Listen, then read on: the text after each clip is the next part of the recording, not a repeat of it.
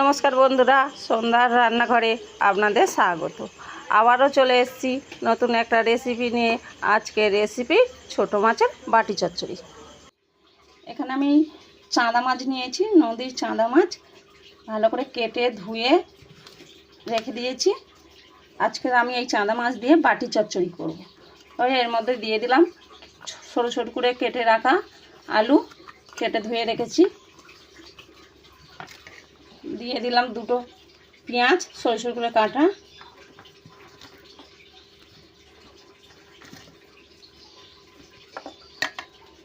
ছ সাতটা কাঁচা লঙ্কা চেরা করে দিয়েছি। সরু সরু করে কেটে রেখে একটা টমেটো দিলাম।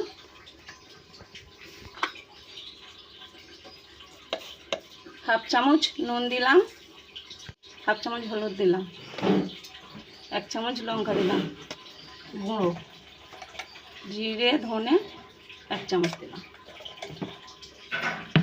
3 থেকে 4 চামচের মতো সরষের তেল দিলাম, আদা রসুন বাটা হাফ চামচ। সবগুলো ভালো করে মেখে নেব।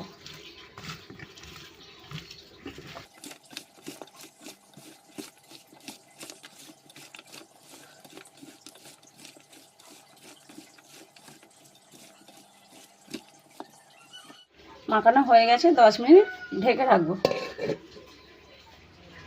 কড়া গরম হয়ে গেছে, কড়ার মধ্যে তেল দিয়ে দেবো।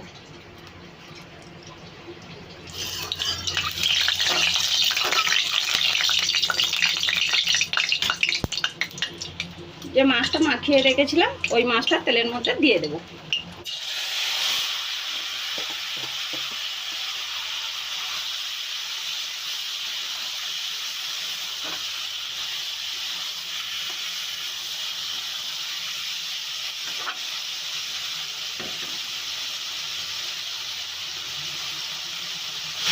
ওই থালা ধুয়ে একটু জল দিয়ে দিলাম।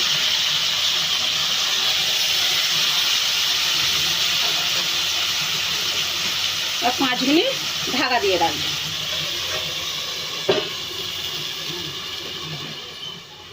5 মিনিট হয়ে গেছে, খুলে দেখবো। দেখুন কেমন ফুটছে টকবক করে। এটাকে আমি উল্টে দেব আস্তে করে।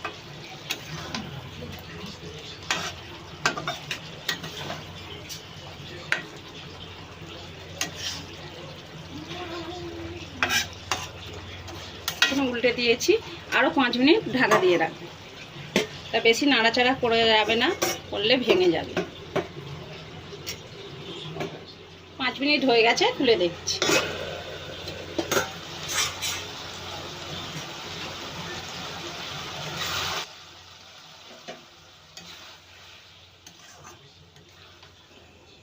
দেখুন বন্ধুরা, বাটি চচ্চড়ি কত সুন্দর দেখতে হয়েছে।